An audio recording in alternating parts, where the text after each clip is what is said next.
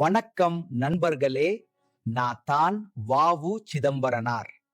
என்னோட குட்டி ஸ்டோரியா நான் இப்போ உங்கள்கிட்ட சொல்ல போறேன்.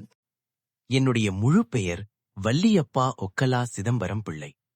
நான் 1872ஆம் ஆண்டு செப்டம்பர் 5ஆம் தேதி தமிழ்நாட்டின் தூத்துக்குடி மாவட்டத்தில் பிறந்தேன். இளமை காலத்தில் கல்வி கற்று நான் ஒரு வழக்கறிஞராக உருவானேன். ஆனால் சட்டத்தை காட்டிலும் தேச சேவையே என் வாழ்க்கையின் இலக்காக இருந்தது. இந்திய சுதந்திர இயக்கத்தில் 1905ஆம் ஆண்டு முதல் நான் தீவிரமாக ஈடுபடத் தொடங்கினேன்.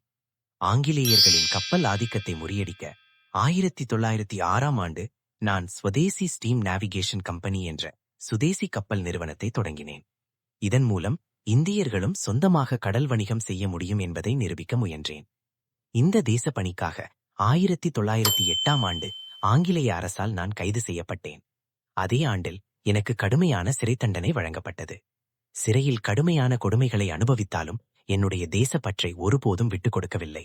சிறையிலிருந்து வெளியே வந்த பிறகும் தேச சேவையும் எழுத்து பணியும் என் வாழ்க்கையின் அடையாளமாக தொடர்ந்தது.